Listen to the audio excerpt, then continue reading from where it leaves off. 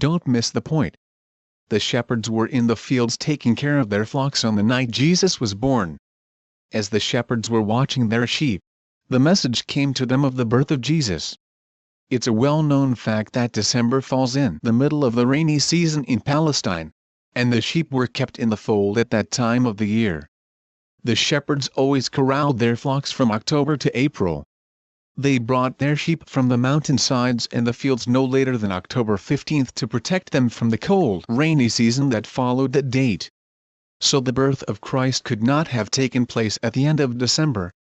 Luke 2:1-3 tells us that at the time of the birth of Jesus it was decreed that all the world should be taxed. And all went to be taxed, everyone into his own city. This couldn't have taken place in the winter. Caesar Augustus, the ruler at Rome, would certainly not call for such a taxing in the depth of winter. Travel at this time of the year is extremely difficult. Hence, it would be virtually impossible for everyone to comply with the decree if it had been given then.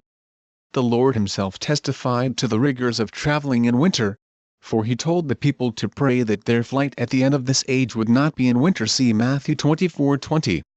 No one knows the exact day when Jesus was born, but in all probability he was born sometime during the first part of October. We can be reasonably sure of this because his earthly ministry lasted 3.5 years, and he was crucified on the 14th day of the month of Nisan, which corresponds to our April. See John 19:31. Leviticus 23:5. If we go back 3.5 years to the time when Jesus was 30 years old when he began his public ministry, we come to the month of October. This was probably the month when our blessed Lord was born into the world. However, let's remember that it's not the date of Jesus' birth that's important. The important thing is that he was born and that he died for our sins.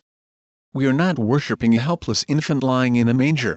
We are worshipping a risen and exalted Christ who has all power in heaven and in earth. See Matthew 28:18. Ellen White had this to say about the day.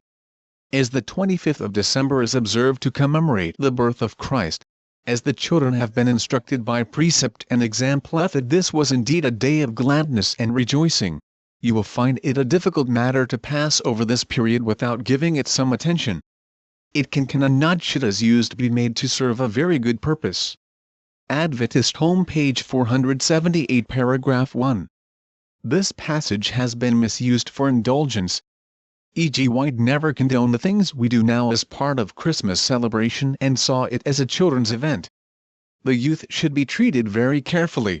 They should not be left on Christmas to find their own amusement in vanity and pleasure-seeking, in amusements which will be detrimental to their spirituality. Parents can control this matter by turning the minds and the offerings of their children to God and His cause and the salvation of souls. Adventist Home page 478 paragraph 2.